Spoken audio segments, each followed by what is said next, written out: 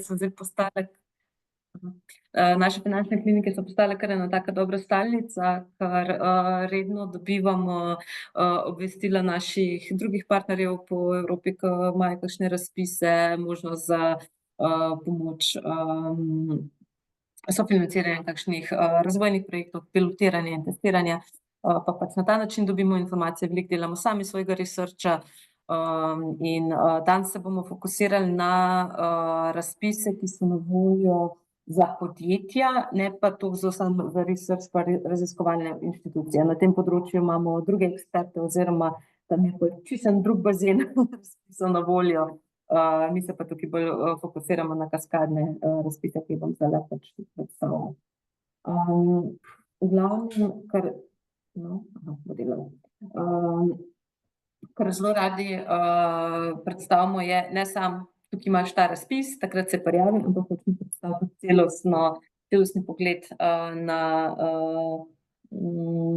na področje EU projektov in kaj mora podjetje se že prej zavedati, preden se sploh začne pač prijavljati.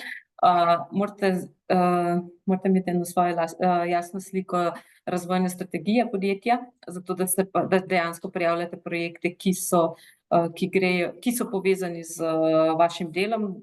Naj vam ne bojo to rešitev ob finančni krizi, ampak res bolj za razvojno pomoč, ko razvijate nov produkt, novo storitev za testiranje, da vam takrat ta sredstva pomagajo sofinancirati ta razvoj in ga spraviti na neko višjo raven ali pa dobiti hude partnerje, da vam pri tem pač pomagajo. Dobro je treba poznati za ta segment, s katerim se ukvarjate, tudi morate izvesti pač problemsko analizo in povezanost z politikami EU-ja. Vseh teh prijavnicah se morate zmeraj navezovati na to, kaj EU hoče oziroma kakšne so neke smernice za naslednje obdobja. Trenutno vsi vemo, da se največ govori o Green Dealu, o trajnostni družbi, zdravje je v velikem fokusu in se pač na tem področju je treba pač eno kratko analizo pripraviti, da se pač ve, na kaj se lahko nanašate. Morate pač se zavedati, morate si narediti plan, kaj bo ta projekt prinesel, kakšne so koristi za vas, ali to samo finančno ali so tudi neke nove možnosti nastopa na tuji trg, novi partnerji ali pa neka tehnologija, ki v Sloveniji mogoče ni dostopna. Da se interno utemelji smotrnost projekta. Večkrat se soočamo s tem, da se prijavljajo sploh startupi na vrat na nos na projekte, pol pa morajo delati čisto tretje stvari, ne pa tisto, kar so si prvotno zamislili, da bo podjetje delalo, samo zato, ker so pač v tistem projektu slučajno to zapisali. Glih včeraj smo imeli tukaj enega, ki je to nove generacije startupov zelo močno poudaril, kako so 3 leta razvijali, so se skozi financirali samo iz evropskih sredstev in tako razvijali 5 novih stvari istočasno, nič od tega niso dali bolj zares na trg in so samo izgubili 3 leta dejansko razvoja, ko bi lahko se fokusirali na prvi osnoven produkt, ki so ga pač pol hoteli tudi lansirati na sam trg, ne. Poznavati treba svoj trg pa konkurenco, kaj oni delajo, pa pač želite sami izdelati. Stanje v razvoju, state of the art, kako rečemo, kaj že obstaja trenutno na trgu, ter zelo dobro moramo poznati lastno razpoložljivost virov, tako finančnih kot osebja. Večkrat gre za nepredfinancirane projekte, kar pomeni, da morate prvih par mesecev sami sofinancirati razvoj, pol se pa šele sredstva dobijo. In nemalokrat dobimo klic v sili, kako naj pa zdaj jaz to financiram, dobim finance čez pol leta, jaz moram pa zdajle prijaviti 5 novih oseb na ta projekt. No, to je treba vse že vnaprej, preden prijavljamo, razmišljati. Pol pa tudi za definicija samega razvoja in komercializacije rezultata. Kdaj boste to pač dali na trg, kako boste prodajali. Če gre za prijavo v raznih konzorcijih, pa se moramo tudi sami interno majčkeno bolj vprašati, kako želimo teh informacij deliti z drugimi, koliko smo tukaj zaprti, koliko kaj je tisti naš know-how, ki ga želimo deliti in kaj je tisti, ki ga hočemo zaščititi. Da se pač tudi praviloma pol pripravijo razni NDA-ji, če gre za neko tako res odbito inovacijo, ne. Kaj v Evropo vse financira oziroma sofinancira? Razne investicijske projekte, torej implementacijske, izvedbene projekte, razvojno-raziskovalne, torej pilote in demonstracije, demonstracijske. Te se mi mogoče največ iščemo za naša podjetja, ker vidimo, da sam razvoj jim gre, pol pa zmanjka financ za pilotirati v tujini, stestirati nov produkt in, zato imamo kar velik fokus na tem področju. Usposabljanje in izobraževanje, to so mogoče bolj naše področje, ke mi prijavljamo za nas, da pol lahko izvajamo izobraževanja. Pa mreženje sodelovanja prav tako, da lahko pač, oblikujemo, organiziramo razne študijske obiske, konference in tako naprej. Nas pa tudi včasih tudi podjetja na kaj takega prijavljajo, če je pač to vam v interesu. Kje iščemo, primerne razpise? To sta dva glavna, mogoče taka večji platformi, pol bom pa še na ene par drugih stvari. Decentralizirani razpisi, torej fokusirani na Slovenijo, so razlistani na e-skladi.si. Tukaj lahko tudi preko searcha dobro, iščete glede na, organizacijo, v kateri ste, fokus področja, ki ga imate in tako naprej. Medtem ko centralizirani razpisi, ki so na voljo za celotno Evropo, ne samo za slovenski trg, so pa, objavljeni na, evropski platformi Funding in Tenders Portal. To platformo boste slej ko prej, če še niste, mogli vsi spoznati, zato ker morate se tudi gor registrirati, da dobite tako imenovano PIC, številko. To je, ni davčna številka, ampak je ena taka identifikacijska številka za posamezno organizacijo v Evropi, in ko imate enkrat, ko si jo enkrat pridobite, jo uporabljate za vse različne evropske razpise, rekla, ja, je na neke vrste davčna neka taka številka, s katero se pač identificirate na vseh teh, razpisih. Je to brezplačno, to je samo registracija potrebna na, platformi, no. Pol pa kje mi iščemo razpise in kako, kje učimo, da jih je treba, tudi raziskovati. Vem, da se smešno sliši, ampak največkrat samo na Googlu. Ni ene platforme, ke bi vse zajemala, ni šans, tega ni. Sama pa sodelavci, največkrat gremo tako, da samo v Googlu vpišemo naše keyworde, torej, odvisno, včasih lahko se fokusiramo na področje, recimo health innovation, open call, pa pogledamo pol, a veste, kaj lahko naredite na Googlu, če takole naredim, na Googlu lahko, označiš, da ti objavi samo da ti pokaže samo objave iz zadnjega meseca. To je veliko bolj smiselno, ker če date kadarkoli, boste lahko videli tudi open call za leto, dve nazaj, če date pa samo zadnji mesec, boste pa res videli tisto, kar je zdajle odprto, a ne.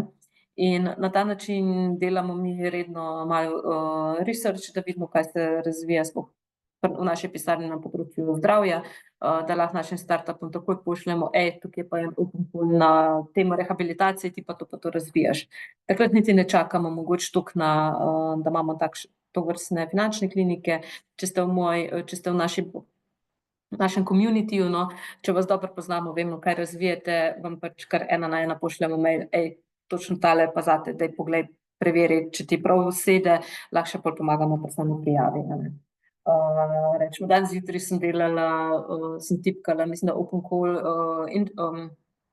sem dala, open call pa, manufacturing in sem že takoj našla en razpis, ke se je par dni nazaj odprl, a ne. Ker ga drugače ne bi našla, ker ga ni na nobeni taki platformi, nisem še dobila nobene novice, ker sem pa googlala, pa slučajno glih takoj vidim, a ne.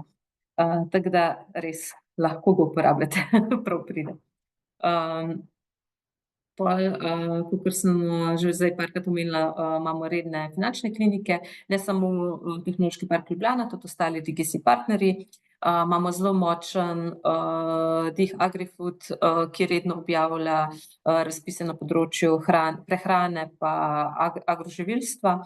Tako da lahko njih prav posebej če ste iz tega področja, vam priporočam, da pol njih spremljate, ker, mi Agrifooda ne pokrivamo, zato ker ga oni tako dobro in se nočemo tukaj prekrivati. Pol imamo pa, rečemo, različne spletne strani piscev prijav, objavljajo tudi razpise, ki jih oni identificirajo, pa lahko oni pomagajo. In to je tudi na voljo, brez da vi že z njimi delate, ne. TIKO-PRO je v Sloveniji ena taka neka platforma pa podjetje, v tujini je tudi Zabala in podobni. Oni pač na svoji platformi pol izpostavijo, naredijo en tak kratek opis posameznega razpisa, da lahko hitro veste, kaj se dogaja oziroma kaj je na voljo, kdaj je rok, pa kaj sploh financirajo, ne. Lansko leto se postavila tale spletna stran sploro.eu. Tukaj gre za spet podjetje, ki piše razpise, podobno kot TIKO-PRO pa Zabala, ampak kar so oni naredili, je, da so na eni platformi zbirajo, imam pol na naslednjem slajdu, ja, takole. Na Sploro platformi zbirajo podatke o kaskadnih razpisih. To so pa razpisi, ki jih bom pol malo bolj podrobno še predstavila. To predlagam, da vsake toliko časa malo pogledate, kar oni objavljajo, je, če jim je organizacija, ki ima razpis, poslala informacije, pol jo oni objavijo. Tega organizacija ni naredila, pol ni nujno, da je tukaj gor, a ne, tako da zmeraj je fajn pol še tudi preko Googla malo preverjati. Je pa ena taka dobra stran za pregled. Pa tako mimogrede, to prezentacijo vam lahko pol tudi podelim, pa imate vse te linke na voljo za poklikati. Potem je še ena platforma posebej samo za nevladne organizacije, Eureka je zelo znana za razvojne projekte čezmejne, pa pričakujemo, da bojo v naslednjem letu več novih razpisov na področju klastrov, torej grozdov, ti so pa ponavadi zelo sektorsko fokusirani. V lanskem letu je bilo res veliko razpisov na tej platformi Cluster Collaboration, ampak ker so bili dvoletni projekti, je zdajle majčkeno zatišje in pričakujemo, da bo naslednje leto ena nova taka runda, ker oni pač dajo razpise, pol morajo pa se torej dobljeni projekti izvajajo in pol se spet ponavadi neka nov val projektov pripravi ne vem pa, kdaj bo, nobenih informacij žal nimam. Tako da takrat, ko bomo spet malo več o njih govorili, lahko tudi že sami malo prej pogledate Cluster Collaboration EU. Torej to je ta Sploro platforma, ko sem jo prej omenila, da se pač po tehnologijah razvršča po domeni, datum, kdaj se zapre ali pa financiranju, tako da je čisto tako. Zdaj, mi tukaj ponavadi ne gremo v detajle Horizon sheme za financiranje projektov, hočemo samo en tak overview narediti, da pa mogoče malo bolj logično, od kje prihajajo kaskadni razpisi. Horizon Europe je naslednji Horizon 2020 oziroma po naše obzorje 2020 pa zdaj obzorja Evrope. To je finančna shema, ki omogoča financiranje oziroma sofinanciranje razvojno-raziskovalnih projektov in ima veliko podskupin oziroma je enot. Znotraj njih se v večji meri prijavljajo raziskovalne inštitucije, torej neke večje organizacije, kot so tehnološki parki, kot so univerze, kaj so tele grozdje, kot sem prej omenila, klastri, neke mreže, in ponavadi ti razpisi niso toliko zelo primerni ali pa njihov glavni target niso mala podjetja s 5 zaposlenimi, recimo, ne. Se kdaj zgodi, da tudi noter kakšen tak razpis, v večji meri gre za projekte višjih vrednosti, 2, 3, 10 milijonov, tudi 15, 20, a ne, trajajo po 3, 4, 5 let in ko gremo gledati to na hitro, se mogoče malo ustrašimo, kaj pa je to. So pa znotraj tega, znotraj te velike Horizon mreže, če tako rečem, so se pa v prejšnjem finančnem obdobju, v obzorju 2020, prvič pojavlja tako imenovana kaskadni projekti oziroma kaskadni razpisi. To pa tako, da organizacije, kot smo mi, kot tehnološki park ali pa univerze, torej neke, rekla, malo večje organizacije, iz različnih držav se povežemo skupaj v konzorcij in prijavimo projekt, ki že vključuje načrtovano financiranje manjših projektov znotraj tega. Mi pač prijavimo, bom povedala na primeru, ko smo ga imeli v preteklih 3 letih na tehnološkem parku. Mi smo se prijavili skupaj z tehnološkimi parki Skandinavije, smo izvajali projekt Urban Tech. Urban Tech je imel misijo podpreti 80 startupov, ki razvijajo rešitve na področju zdravja, pametnih mest, zelenih tehnologij. In mi smo znotraj tega našega projekta vodili vso birokracijo, poročali Evropi, tega niso startupi nič rabili, smo mi poskrbeli. Ko smo pa vmes v okviru tega izvedli hackathon, kjer je pač 80 najboljših podjetij dobilo najprej 10.000 evrov.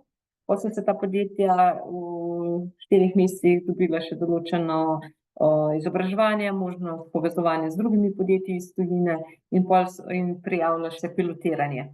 Na pilotiranje so lahko dobili še več kot 20 evrov, no.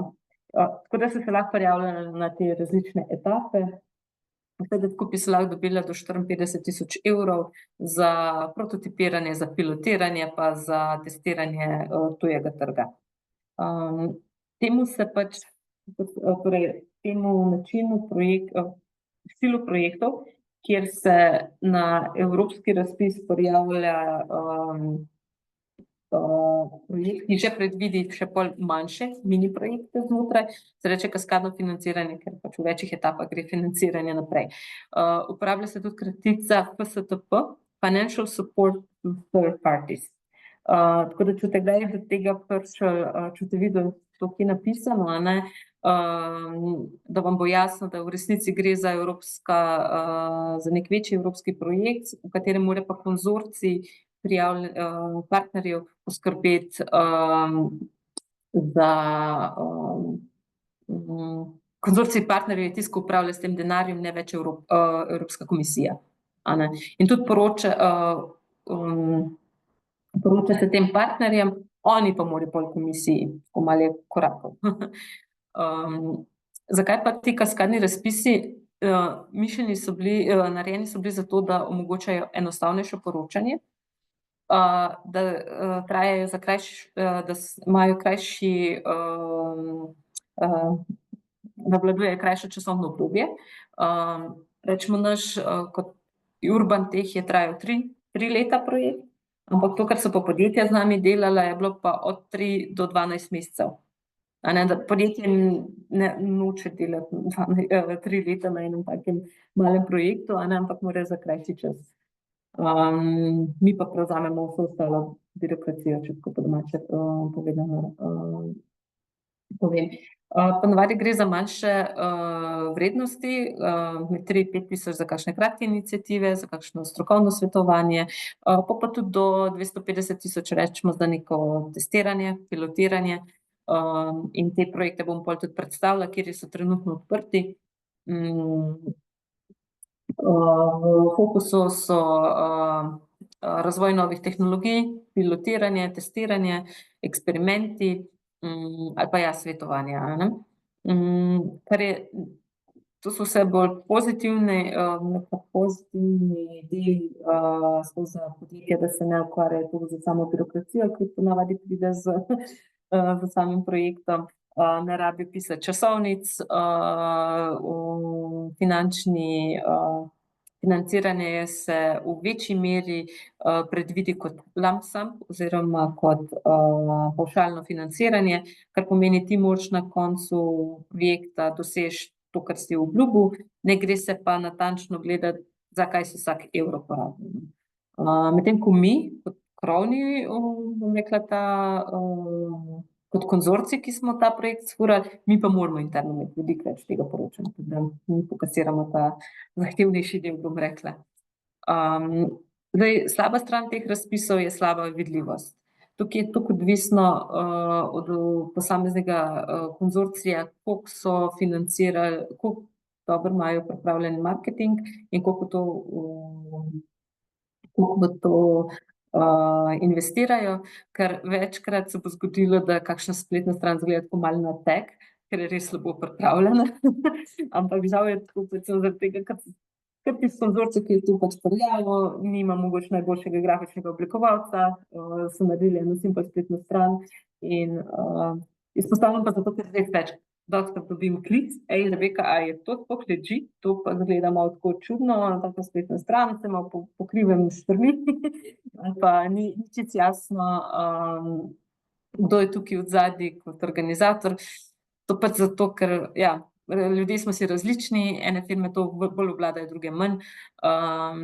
Ono podjetje, ki sem ga prej omenila, Sploro, je recimo ful močno v tem, oni naredijo zmeraj bombastične kampanje, to je povsod veliko govora o njihovih razpisih, teh kaskadnih projektih, medtem ko pred leti smo imeli dva konzorcija, ki smo jih spremljali iz Grčije, pa ne zdaj, da so Grki slabši, ampak prav videlo se pri njih, niso dali veliko na dizajn, niso dali veliko na marketing in tudi ful težko so dobili dejansko sploh prijave, kar je plus in minus za njih slabo, ker so rabili podaljševati roke za oddajo, zaradi tega, ker niso dobivali dovolj prijav, medtem ko za podjetje je bilo super, ni bilo navala, in če si imel super toliko v redu prijavnico, si dobil financiranje.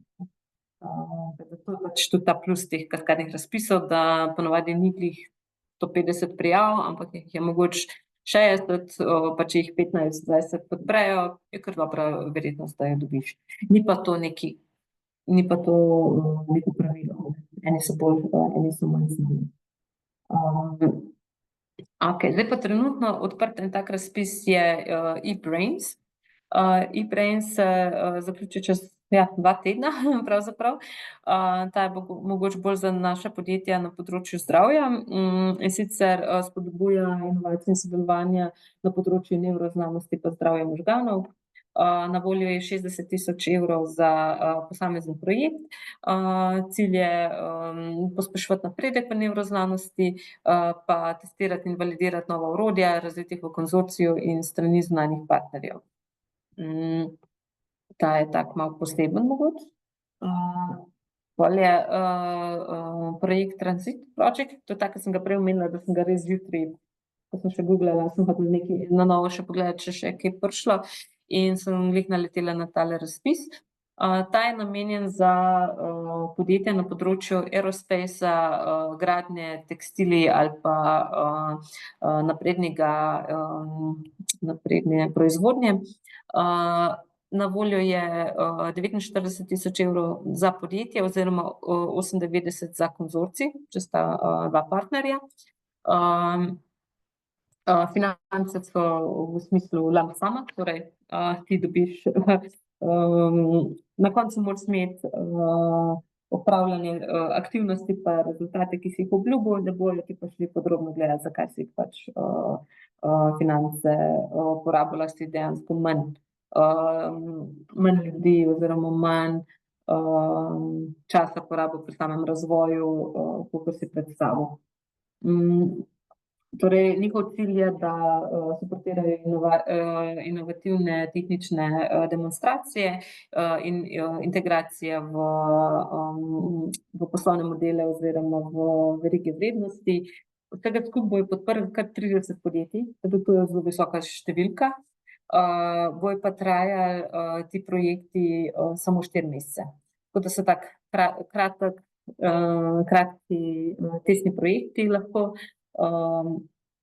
Deadline imajo 6. januarja, tako da je še 2 meseca časa za prijave. Dala sem vam pa tukaj že povezavo na njihovo prijavnico pa budget Excel, ki ga morate pripraviti. Zdaj bom šla še do konca, do vseh teh, ki so trenutno odprti. Bom pa prav za ta tranzit, sem odprla tudi samo prijavnico, da lahko gremo čez in na njihovem primeru malo pogledamo, kako vam lahko tudi ChatGPT pomaga pri pisanju, ker vam lahko zelo veliko pomaga, samo ne pa, da se čisto zanesete na njega. To bom pa pol kasneje še glede samega pisanja prijavnic malo več detajlov povedala. En razpis, ki ga tudi dobro poznamo, je bil lansko leto so imeli že prvi open call za področje XR tehnologij, letos poteka drugi open call. Imamo v Sloveniji kar močno XR skupnost, tako da so na tem področju naša podjetja kar močna. Ni nujno, da ste vi tisti, ki razvijete na XR-ju, premislite pa, če imate kakšen projekt, ki ste ga že nekaj časa hoteli mogoče postaviti v virtualno, torej v okolje virtualne resničnosti, ker ste lahko tudi kot prejemnik. Pa se pač združite s podjetjem, ki pokriva to tehnologijo, vi ste pa pač uporabnik. Ne rabite zmeraj gledati, da je razpis vam pisan na kožo v smislu, da podpira storitev oziroma vaš fokus, lahko podpira mogoče tehnologijo, ki jo vi potrebujete, pa pač greste pa v takem partnerstvu pač na razpis. Se malo osvežiti grlo.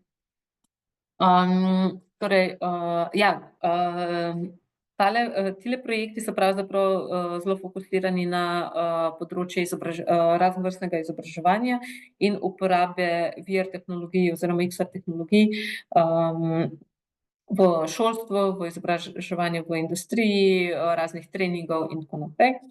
In cilj je tokrat pilotirati nove rešitve na tem področju, ja. Rok je konec decembra, tako da še tudi dober mesec časa za prijavo. Prijavnica pa, kakor smo lani gledali, ni preveč zahtevna. Ponavadi vsi ti kaskadni razpisi so dolgi tam med 3-4 strani pa do mogoče ne 15. To, da si znate mogoče malo predstavljati, koliko količinsko je treba spisati za te projekte.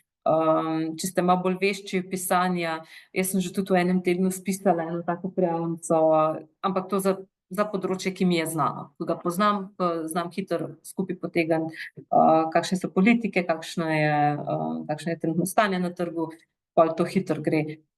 Če se prvič lotevate s tem, pol je po mojem 2-3 tedne že kar minimalno, en mesec je pa že kar kul. Tako da si mogoče malo poznate predstavljati. Tole je časovnica za tale razpis, torej odprli so ga septembra, zaključi se decembra. Ponavadi za tovrstne projekte traja evalvacija mesec do 2. So precej hitrejši rezultati, kakor pa za te velike Horizon projekte, ki trajajo tudi pol leta do 7-8 mesecev mogoče, odvisno, za kaj gre. Pol so pa predvideni začetki teh projektov v aprilu naslednjem letu. Še en malo drugačen razpis, ki je trenutno odprt, je Rise. Ta ima rok 16. januar prihodnje leto, fokusira se pa na robotsko interakcijo človek-robot, tudi bolj področje proizvodnje.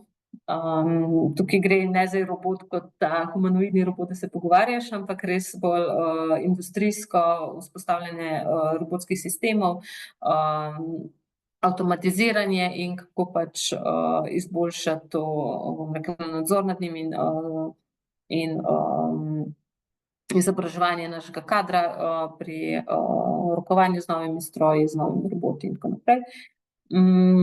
Na področju robotike so vsako leto vsaj eni 3-4 taki razpisi, tako da tudi če še trenutno, ker zdaj ne vem za vsa področja, kaj pokrivate, ampak ponavadi se za robotiko ne more glih na danes na jutri en projekt prijaviti, je pa dobro imeti mogoče kakšnega bolj na zalogo tudi, da takrat, ko je razpis, pa če imate proizvodnjo ali pa sodelujete s podjetji, ki imajo proizvodnjo, da se takrat lažje prijavijo na eno takšen razpis.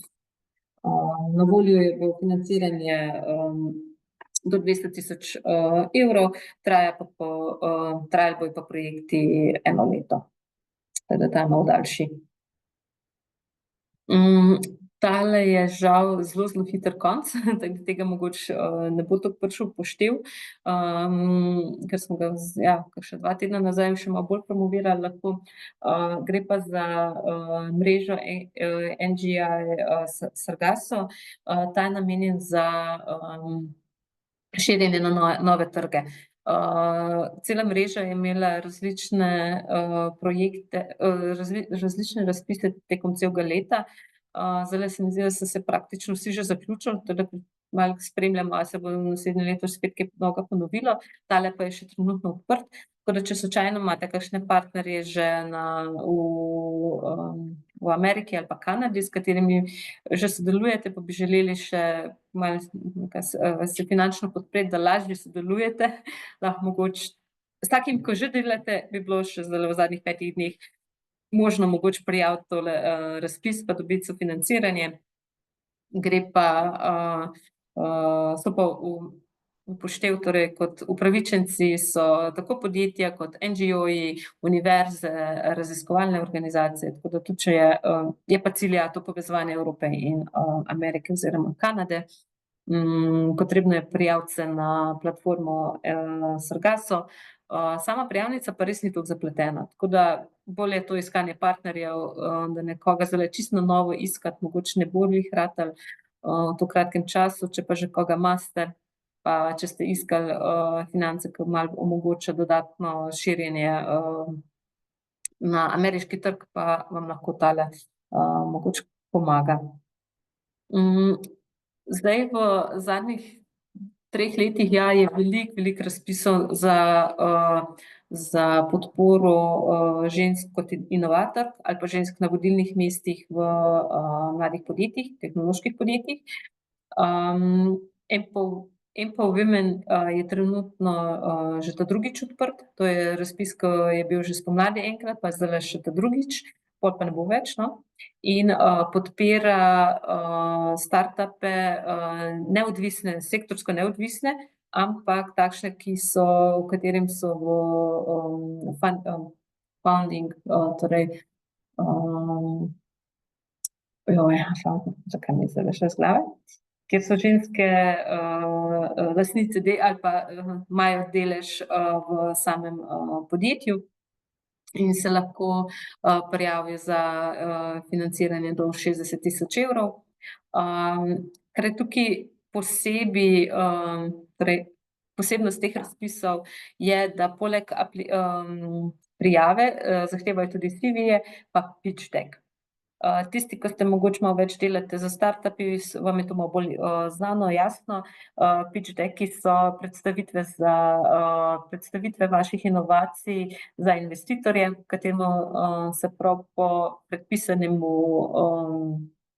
predpisanemu kazalu, če tako rečem, predstavi problem, rešitev, ekipa, finančni model, kako boste tržili traction, če že imate kakršnokoli prodajo, da se to predstavi. V glavnem treba je dobro prikazati to finančno plat vašega podjetja, zakaj ste perspektivni in zakaj vas morajo podpreti, da bo tole da boste še bolj razturali trg. In kaj že, torej, rok za oddajo je 2. december. Sama prijavnica res ni zahtevna, tako da če poznate, ali ste sami ali pa če poznate kakšno inovatorko, vodjo startupa, ki edino, kar so v teh primerih so zaželena oziroma dovoljena podjetja, ki ko so znotraj, mislim, da 5 let ali celo 3 let. Bi mogla malo pogledati. Mogoče vmes pogooglala, pa Maja, če slučajno imaš čas, da samo pogledaš Empower Women. Kadar so Fokus novo nastali startupi, je časovno omejeno, koliko je lahko podjetje največ staro. Ponavadi je tam do 3 leta, zdajle pa nisem čisto precizna za tega.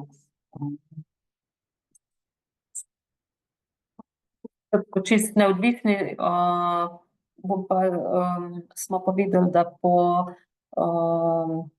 po preteklih izkušnjah podobnih in tudi prav tega razpisa so pa najbolj uspešni pač tehnološko podkovani startupi. Torej manj kakšne neke bolj enostavne storitve, bolj podjetja, ki imajo za sabo razvoj raziskave, z znanostjo podprto rešitev in tako naprej. In v podobnem stilu, kot je ta InfoWomen, je Women-Tech. Ta je letos imel že 2 razpisa in naslednje leto ima še 2. Vsakič po 10 podjetij podprejo. Jaz sem letos kar dosti mojim startupom pomagala, tako da smo jim septembra smo mislim, da oddali 3 prijave in zdaj še držimo pesti, da upam, da čim več od njih tudi prejme to sofinanciranje. Niso še objavili točnih datumov, kdaj bo. Lahko pričakujemo, da bo zdaj ta 3. razpis tam enkrat februar, marec in da bo pol 4. proti koncu poletja, jesen, avgust, september.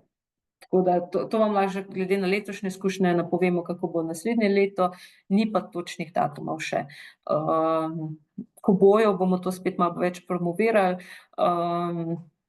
Kot rečeno pa lahko pač pomagamo pri sami prijavnici, kar želimo, ker je veliko denarja pa veliko podjetij iz tega podprejo, pa smo zaradi tega, ker tudi nimajo več fokusa dali. Zdaj naslednji ti so malo večji razpisi, ki ste jih tudi že mogoče malo večkrat slišali, samo en slajd naprej skočila pa pol nazaj. EIC je shema namenjena, ki jo je Evropa pravzaprav postavila z namenom, da financira evropske unicorne, če tako gledamo. Tukaj gre za zelo riskantne, torej za raziskave in bodoče produkte, ko so riskantni za financirati, ampak če v primeru, da uspejo, predvidevajo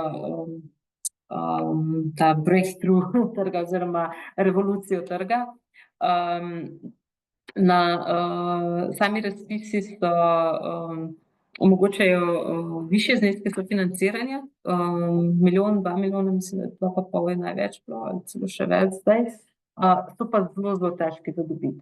Torej, če nimate res dobre ideje, če ni to nekaj revolucionarnega, ponavadi predlagam, da se ne ukvarjate s temi razpisi. Sliši se grdo, ker kontrira marsikaterim drugim promocijam teh razpisov, ampak tako je, da sem bila tudi sama v startupih, ko so nas vsi lobirali, pojdite na te razpise, pojdite, super so, vi imate to rešitev, ampak sem na koncu zmeraj ful dobro, čisto pogrnili. Veliko časa smo pa porabili za to, da smo izpolnili te prijavnice, da smo financirali zunanje izvajalce, da so nam pomagali pisati, in zaradi tega smo mogoče zdaj malo bolj malo umirimo konje, da mogoče vseeno ni glih najboljši razpis. Seveda, če imaš če razvijate neko novo baterijo, ki bo omogočila, da se prihrani v avtomobilski industriji 30% izpustov, ali ne vem kaj, nekaj čisto odbitega pa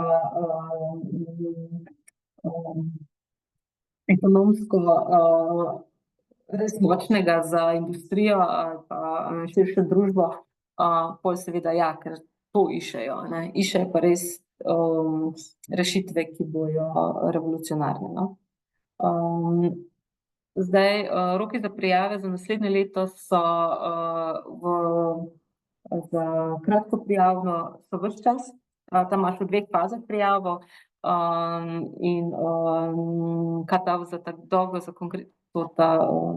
dolgo oziroma celostno prijavo so pa 12. marec pa 1. oktober. Kar se tega tiče. Sama pa ne grem toliko zelo v detajle teh razpisov, ker mi ni toliko blizu, kakor so kaskadni razpisi, tako da tudi, če bi se prijavljali, bi vas pol povezali s kakšnim drugim strokovnjakom za pripravo teh razpisne dokumentacije. Okay, to pa je to, kar se zdaj trenutno odprtih razpisov tiče, sploh na kaskadnem okolju. Mi, kot sem prej omenila, vam lahko pomagamo pri pripravi posameznika, ne pišemo je pa v celoti, to pa ni naše delo. Ponavadi, če ima, recimo na primerih tehle Viminteh, lahko malo bolj opišem, kako smo se dobivali. Splanirali smo 4 srečanja po 1 uro. Prvo, da smo jim pogledali njihovo idejo, ali je smiselna, kaj že vejo, kaj še ne vejo, kako se pač pripraviti na samo pisanje prijavnega dokumenta. Pol smo že, ta drugič pa ta tretjič smo že pilili sam tekst, ta četrtič smo pogledali še pitch deck in pa posnetek, ker so tam mogli tudi video posnetek oddati, da smo še to pač pomagali, izpostavili, kar smo videli, da je mogoče slabše argumentirano, ker smo že v preteklih mi videli pri preteklih prijavnicah, da je bilo mogoče kot fail, oziroma kot slaba praksa in tako naprej, da smo jim pač pomagali. Tako da če med vami kdo tak, ko bo tudi zelo v naslednjih mesecih kaj takega prijavljal, pišite meni ali pa Maji, pa se zmenimo za sestanke, se lahko pač dogovorimo. Če pa potrebujete kakšen bolj tehničen, pravni pa regulativni nasvet, imamo pa tudi preko projekta tega DigiFi na voljo sestanek z našim pravnikom. Smo imeli tudi že podjetja, ko so prišla do nas, ko so v okviru spisov mogla podpisati različne NDA-je, pa smo jih pač našemu pravniku prosili za pregled. On vam poda pa tudi kakšno mnenje. Tako. Če ima zdaj mogoče kdo kakšno vprašanje, če ne, grem pa pol še malo glede nasvetov za samo pisanje prijave. Rebeka, mogoče preden nadaljuješ, samo še povabilo, ker smo bili govorili o teh dodatnih finančnih klinikah. Če koga zanima tudi alternativno financiranje, imamo 3. decembra bo tudi ena online tovrstna klinika, tako da finančna klinika, alternativno financiranje, množičnem financiranju, crowdfundingu, tako da tudi tam vabljeni, da se nam pridružite, bomo to še objavili, pa povabili vas tudi na tisto delavnico, tako da v okviru DGC imamo veliko takih storitev za vas, tako da, ja, Rebeka, zdaj pa izvoli nazaj. Ja, če ima mogoče kdo kakšno vprašanje glede teh razpisov, zdajle vam je kjer v oči padel mogoče. Ne, pa lahko grem pol tudi sam. Ja, mene zanimajo teli razpisi, kaj je Empower Women pa za žensko vodenje, me zanima, a je tudi, so lahko tudi ženske samo na vodilnih pozicijah, brez da so tehnološko izobražene, a imate kaj veste o tem, kako to, ali je treba imeti tudi tehnološka znanja? Prav, da bi mogla biti tehnološko, ne vem, inženirka ali pa doktorica, tega ni. Mora biti, oziroma tako bom rekla, da ni zapisano kot pogoj, ni bilo zapisano za pogoj. Videli smo, da so boljši rezultati bili ponavadi tudi pri tem. Še bolj kot pa to, kako je bolj kot izobrazba, je pa produkt. Ker tle, bom rekla, ženska na vodilnem položaju oziroma kot solastnica podjetja je samo to, je to bariera, torej mora biti solastnica oziroma pač ali pa ustanoviteljica in tako naprej. Medtem ko sama izobrazba, mi smo oddajali prijavo za punce, ko so študirale pedagogiko, ampak zdaj delajo pa tehnološke startupe skupaj z programersko ekipo. Ona je pač idejna vodja, zelo dobro pozna okolje, sama ni inženirka, niti približno, ampak ja, tako da ni ta pogoj. Je pa produkti so pa vseeno vidimo, da kakšen bom rekla, storitev, nek napreden način izobraževanja ali pa kaj takega, brez tehnološke neke note, to ne deluje. Tukaj so bolj produkti. Co-founder je tehnološki. To pa pač produkt kot startup, ne? Ja, ja, Še zmeraj ja, ja. mora startup imeti nek produkt, ki bo tako zanimiv, a ne, da bojo. A mora biti že na trgu ali pa MVP ali lahko še v... Mislim, pri Women.tech je bilo, da ne še. Čak se, a tole še snimamo? Veste, zdaj sem večkrat ustavila. Projektne prijave ali pa ja, je včasih zelo težko umestiti vse, sploh pa, če moramo čisto iz nule generirati idejo. Tako da mi učimo naše, pa tudi mi sami si ideje za projekte oblikujemo na zalogo. Tako da jih imamo zmeraj par idej, kaj bi radi delali v naslednjem letu, v naslednjih 2 letih, zato da takrat, ko vidimo, da je tak razpis, lahko na hitro spišemo samo prijavo. In za ta namen smo pripravili en tak canvas, ki je podoben, kot startupi učimo na business canvasu delati, je ta bolj primeren, prilagojen tudi za same skiciranje projektov. Mi dostikrat tudi in-house kot brainstormamo, kaj bi se želeli delati, kaj vidimo, da so potrebe za naše podjetje, ki jih imamo, kakšen produkt bi mogli razviti. In si ga potem na ta način lažje skiciramo. To so partnerji, s katerimi hočemo delati, kaj je problem, je to pomanjkanje tehnoloških izobraževanj, v našem primeru, ali je to neka tehnološka rešitev, ki jo moramo razviti, da bo nekaj hitreje delalo in tako naprej. To je fino imeti na zalogi, sploh če ste posamezniki odgovorni za pisanje prijavo projektov za vaše podjetje, da vam že prej vaši programerji, vaša neka razvojna ekipa že naprej sugerira, kaj približno bi jih zanima, kaj vidijo, da bi rabili, in da imate to nekako na zalogo, in ko se pojavi projekt, lahko par dni mogoče spišete tudi samo prijavo. Pomembno je, da imamo tudi že prej na zalogo Europase pripravljene, ne da jih iščemo zadnji dan, ker pač to se pa nam zmeri kaos naredi, ponavadi tudi kratke opise, to je nekaj, kar lahko imate danes narejeno, pa boste čez 3-4 mesece šele uporabili, ampak takrat boste že imeli vse pripravljeno na kupu. Pomembno je tudi, da imamo na enem kupu zbrane rezultate že preteklih projektov ali pa kakšnih publikacij, pa partnerstev. Večkrat moramo vpisati kot neke reference, na katerih projektih smo že delali, pa je tukaj smiselno imeti nekje v enem Excelu zbrano, magari samo zato, da ne rabite takrat, ko je že itak živčnost, 2 tedna do oddaje razpisa, zdaj bo šel pa še iskati vse te preostale projekte, da jih boš lahko dal noter kot referenco, ne. Pa iskanje pametnih partnerjev. Tukaj tudi lahko mi kaj pomagamo, mi imamo zelo močno mrežo tehnoloških parkov po drugih državah, tudi skozi naše več kot 20-letno delovanje imamo kar, bom rekla, kar eno dobro mrežo različnih raziskovalnih organizacij, pa tudi podjetij iz tujine, tako da lahko tudi pomagamo tukaj pri kakšnem takem matchmakingu, če bi prav koga iskali, drugače pa podpiramo, da se udeležujete mreženjskih dogodkov. Inštitut Jožefa Štefana vodi eno mrežo v Sloveniji, pa preko Digisija se dejansko da najti tudi veliko sploh tehnoloških podjetij za nek skupen razvoj in tako naprej.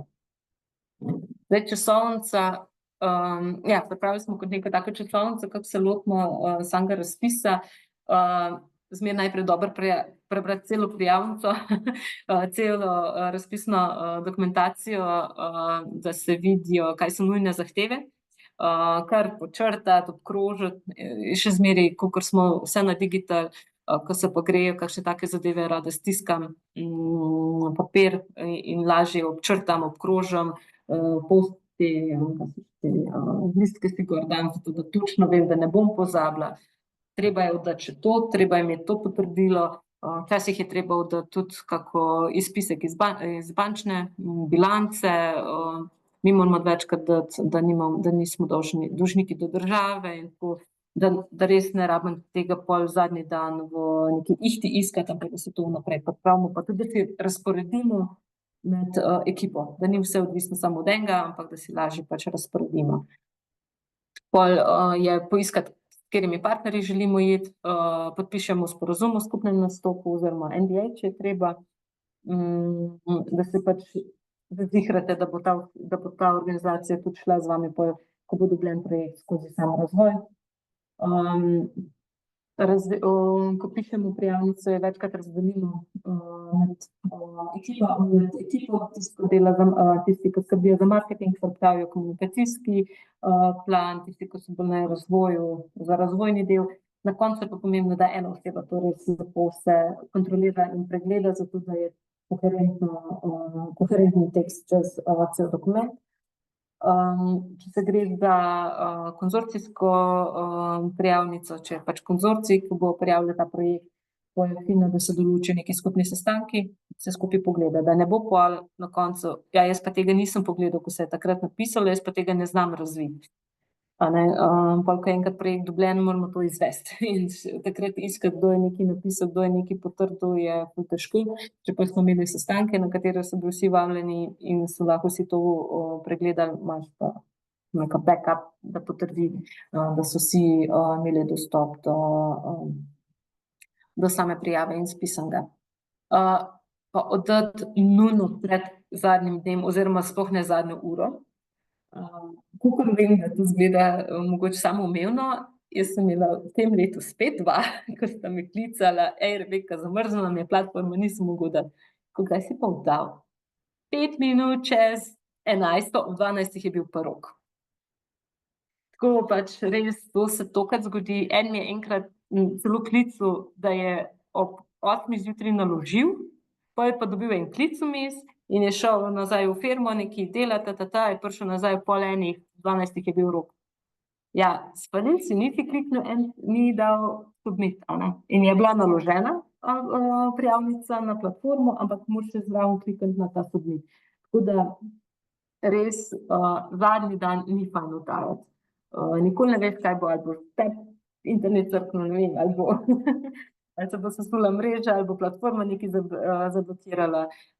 Isti problem sem imela sama, kakšna 2 meseca nazaj, ko je portal za javna naročila, slovenski javnih naročil zablokiral za 3 ure čist. Jaz sem si že grizla nohte, pa sem en dan prej oddajala, sem se bala, ker rabim pa direktorja zraven, ko to oddajamo, a bo on imel sploh še čas.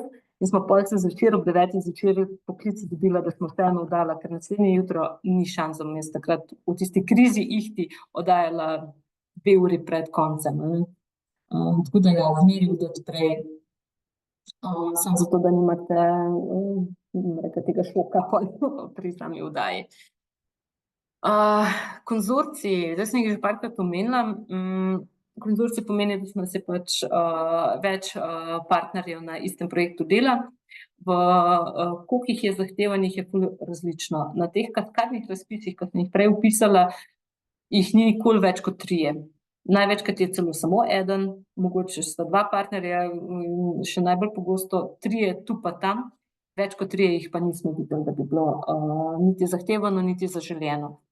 Na razpisih, kot so pa znotraj Horizon Europe ali pa Interreg, no tam je pa zahtevanih več partnerjev, tam pa mora biti ponavadi med 7, 12, celo do 16 različnih inštitucij na samem razpisu, ker pač je cilj medregijsko sodelovanje in tako naprej.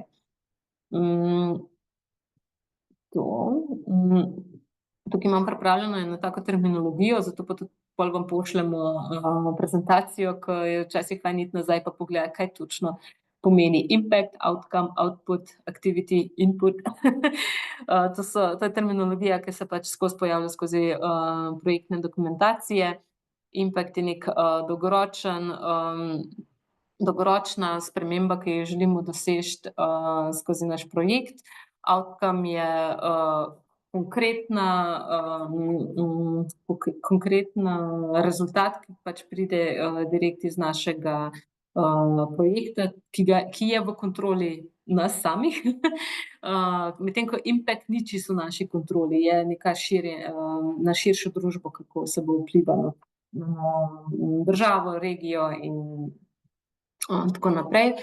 Output so dokumenti, ki jih bomo naredili znotraj tega projekta, ali pa kakšen tool, kakšna orodje, če se bo kaj programiralo. Aktivnosti, torej aktivnosti, ki jih boste delali znotraj tega projekta. Input so pa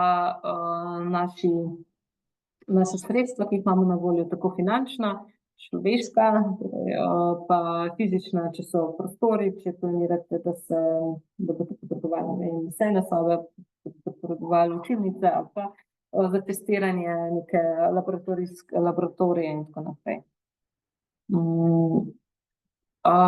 Ti razpisi kaskadni razpisi so vsi na zelo podoben način oziroma na isto strukturo pripravljeni, so vsi na isto strukturo pripravljeni in prvo poglavje se ponavadi imenuje Excellence. Pomembno je, da se zavedamo, da to poglavje, ki ga bo bralec prvi, ki ga bo ocenjevalec prvi prebral, mi ga moramo tukaj dobiti. Ne, pa na koncu se mu ne bo zanimivo, mogoče sploh ne bo do konca prišel, ali pa bo že imel tak negativen priokus za celoten projekt. Mi ga moramo na prvi strani najbolj prepričati, da je ta projekt najboljši in najbolj pomemben in ga mora podpreti. Uporabiti moramo ključne besede, ki so v razpisu. To so ti razni buzzwordi, če je VTech, če je Women Tech, če se gre za neke zelene tehnologije, green technologies. To mora biti na prvi strani zelo jasno, da je vaš projekt pisan točno to, kar pač morajo kar oni iščejo. In nasloviti morate vse zahteve, ki so v tem razpisu. Če razpis piše, da želijo izboljšati industrijsko, če želijo optimizirati industrijske protokole, mora točno tako pisati. Naš projekt bo optimiziral industrijske protokole. Samo zato, da je rekla, da takoj ocenjevalec ve, da je ta kriterij zagotovljen. Ne, da v nekim prenovljenih besedah to poudarite, ne, isti stavki morajo biti. Samo da zagotovite, mi bomo to naredili, kar vi hočete. In tukaj je tudi ta minus, ki ga ChatGPT dostikrat naredi, on nam pa spremeni besedilo. Če boste vi napisali, mi bomo optimizirali industrijske procese, on bo pa rekel, namesto optimizacije bo rekel izboljšal, ne vem, avtomatizacija, pa neko čisto tretjo besedo uporabil, smo že šli ven iz tistega, ker bom ocenjevalec na hitro rabil iskati točno iste zahteve. Res tukaj tukaj ne pišemo umetniškega besedila, tukaj pišemo tekst, ki bo na drugi strani prepričal osebo, da mi točno to naslavljamo, kar je bilo v razpisu definirano. Pač tako. V drugem poglavju je treba izpostaviti vpliv, torej impact, ki ga bo imel vaš projekt. Tukaj mora sovpadati z samim projektom. Oni imajo ponavadi v razpisni dokumentaciji zelo jasno napisan, kakšen vpliv si želijo, in mi moramo napisati, naš projekt bo vplival na to pa to, in se dobesedno ponovijo te informacije, seveda podkrepijo, če tam morate, ne samo vplival bomo na zdravje širše družbe. Če bo samo to napisano, bo premalo. Če boste pa napisali, vplivali bomo na zdravje širše družbe zaradi bolj dostopne zdravstvene opreme, ker bomo to pa to pocenili, ker bo to pa to tukaj na voljo, to pa je že bolj konkretno. Ampak najprej ste potrdili to, kar oni zahtevajo, boste pa dali ta konkretni predlog zraven. To je vizualizirali smo približno, kako posamezne, kako je predvideno trajanje teh specifikacij, ki jih moramo omeniti. Torej komunikacija znotraj časa projekta, ko komuniciramo, da smo dobili projekt, kaj bomo delali na projektu in kakšni so naši rezultati. Diseminacija poteka še malo kasneje. Ko smo že tudi zaključili projekt, bomo še vedno razširjali informacije o tem, na kakšni konferenci, bomo vključili to v kakšno poročilo naše organizacije in tako naprej. Medtem ko rezultati bomo izkoristili še kasneje. Bo pa, če smo naredili neko orodje, bo to orodje se ne bo uporabljalo samo za čas projekta, ampak bo tudi še pol leto kasneje, 2 leti kasneje, mogoče še 10 let kasneje, spet na voljo, ne. Tako da hočem tako malo vizualno prikazati, da si znamo predstavljati, koliko to vse traja, in zato vpliv traja že od samega začetka projekta, pa pač pol do še veliko časa po sami izvedbi. Tretje poglavje je pa implementacija. Tukaj se pa lotimo dejanskega razporeditve dela po delovnih paketih oziroma work packages v angleščini, aktivnostih, ki jih imenujemo taski, in izročkih oziroma deliverables, torej nekih zaključenih rezultatih po posameznih aktivnostih oziroma delovnih paketih. Ponavadi nam že same prijavnice dajo pa strukturo, kateremu lahko damo ime delovnega paketa, od kdaj do kdaj bo trajal, kdo bo ga izvajal, pa kakšen je predviden rezultat. Pomembno je, da v tem poglavju zelo smiselno razporedimo aktivnosti med partnerje. Če smo 3 partnerji, pa samo en dela 90% dela, druga pa 10 skupaj, bo to izgledalo zelo nesmiselno, tako ne veš, ali so pa partnerji zraven samo zato, da si imel 2 partnerja ali pa 3 partnerje, ker je bilo zahtevano, ali dejansko dopolnjujejo tvoje delo. Tako da ne bom rekla, da je nek nujen procent, mora kje biti. Včasih je v kakšnem razpisu prav definirano, da ne sme imeti en partner več kot polovico, ampak to so pol že prav zelo specifični projekti, ki imajo tako definirano. Vi morate samo dobro opisati, zakaj je nek član partner, zakaj je nek partner član tega konzorcija. Na primer, da vi sami interno nimate znanja o spletni varnosti, cyber security, in ste zato dodali še tega partnerja, ker vam bo on to omogočil. Ali pa nimate tega laboratorija in bo zato raziskovalna inštitucija, ki ima to znanje, ki ima to možnost, bo pač podprla ta delovni paket testiranja v nekem laboratoriju. Smiselno mora biti prikazano. Opisati treba pač postopek razvoja, kritične točke in kako jih bomo nadzorovali.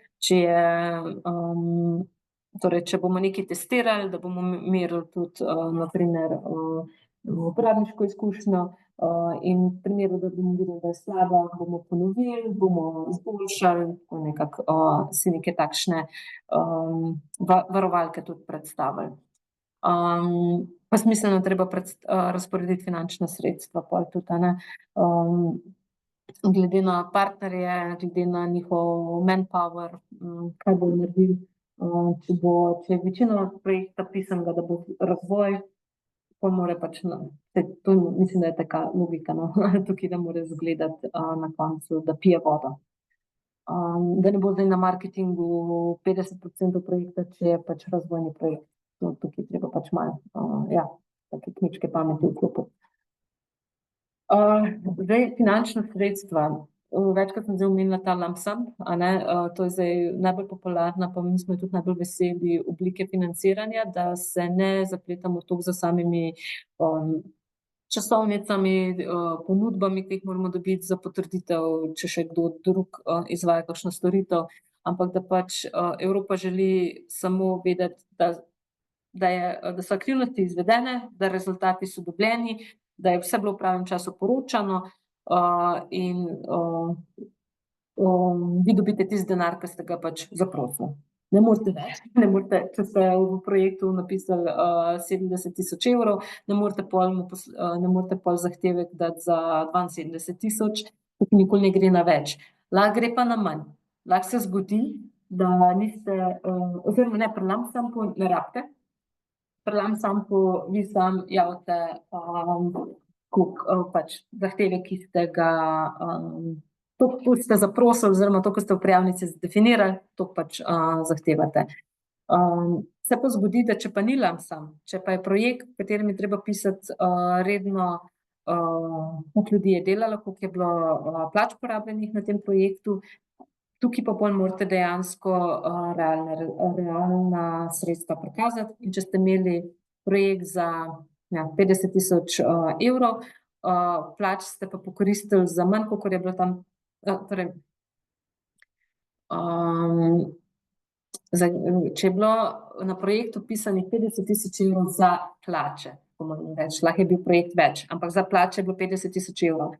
In če interno niste porabili toliko za plače v tistem časovnem času, ste pač manj, pa morate to manjšo cifro napisati, toliko, kot ste realno porabili. Torej, to ni za primere lump sumov, to je, kadar želijo po časovnicah videti poročanje, kadar se gre za poročanje po realnih stroških, no, tako. In tukaj je treba eno stvar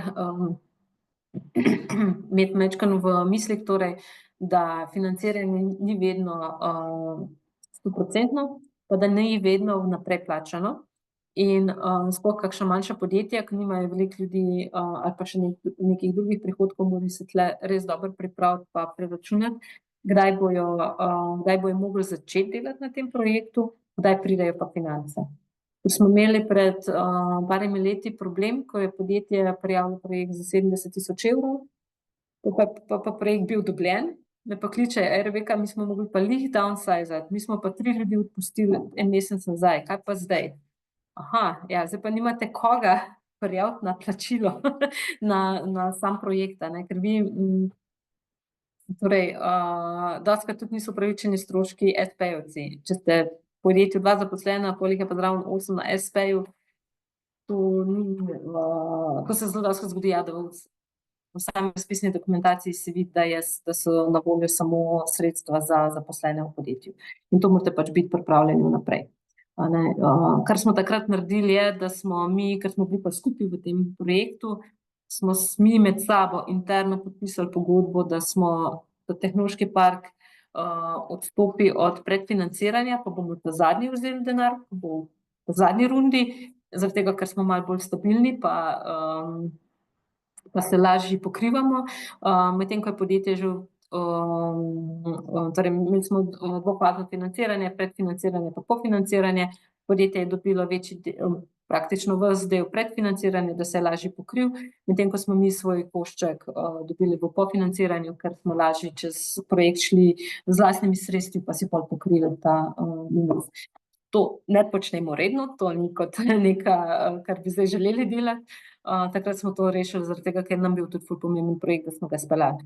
Ampak hkrati nas je pa naučili, da zdaj z našimi podjetji zelo jasno skomuniciramo naprej. Da ne pride več do česa takega. Treba je tudi v sami prijavnici zmeri dobro preveriti, kakšne so omejitve glede zunanjih izvajalcev. Ni to vedno, včasih sploh ni definirano, bilo pa je na parih projektih recimo omejeno na 10%, vse ostalo so mogli biti pa stroški lastnega razvoja, lastnih plač. Tako da to. Pa potrebno se je tudi zavedati tega sofinanciranja, torej če ste prijavili projekt za 10.000 evrov, ampak je projekt samo 75% financiran, vi dobite 7.500, 2.500 morate pa prikazati v lastni sredstvi, torej lastni sredstvi. Morate prijaviti toliko več stroškov, da to pokrije. Ne bo dovolj, da pokažete, da ste imeli 7.500 evrov stroškov, ampak morate za 10.000, da boste dobili 7.500. Ker če jih boste za 7.500, bojo od te cifre vzeli 75%. In bo še manj. Tako da tukaj vidimo, da se dostikrat kakšna miskalkulacija naredi, ker ne razmišljajo o teh, da morajo pač 25% samostojnega sami investirati, kar pomeni, da morajo biti stroški zmeri gledani 100%, pa od tega pa pač en del sam sofinancira. To pa je, kakor sem prej že ChatGPT izpostavila, mi ga zelo radi predstavimo kot, da pomaga pri poimenovanjih, kakšnih takih atraktivnih imen za delovne pakete, za kratico projekta, pomaga pri razporeditvi aktivnosti. Jaz ga kar direkt vprašam, to smo pripravili, a je smiselno razporejeno po, ne vem, med različnimi partnerji. Tudi feedback od njega iščem, da mi je kot pomočnik, ne samo napiši mi to, ampak postavi se v vlogo pisca razpisne dokumentacije in mi oceni naslednji sestavek. In mi ful dobro zna komentirati kakšno stvar, seveda zmeraj jaz pa svojega vidika pogledam, ne vzamem vse za sveto, kaj on reče, ker on mora biti pomočnik, ne pa šef. Šef si ti, ste vi sami, ne. Izredno prav mi pride tudi pri samem krajšanju besedila, ker ko mi nekdo napiše, da moram v okence za 500 znakov napisati, zakaj smo mi najboljši, je zelo težko, ne, in pol pač jaz napišem malo daljše, pa chat prosim, daj, te aktivnosti hočem, da so mu predstavljene, ampak pomagam skrajšati, da bo pasalo v ta okvir, koliko ga oni zahtevajo. Zelo radi pa izpostavljamo tudi Instatext. To je pravzaprav en startup tukaj iz Tehnološkega parka. Oni so pa razvili tak izboljševalec teksta, če tako rečem, in dostikrat tekst, ki ga mi ChatGPT pripravi, ga vržem v Instatext, zato da se znebi teh floskul ali pa nekih ponovljivih besed, ki jih ponavadi samo ChatGPT uporablja. Rečemo beseda ključno, jaz te besede ključno videti ne morem več, ker če se v slovenščini pogovarjate z chatom, bo skozi ključno.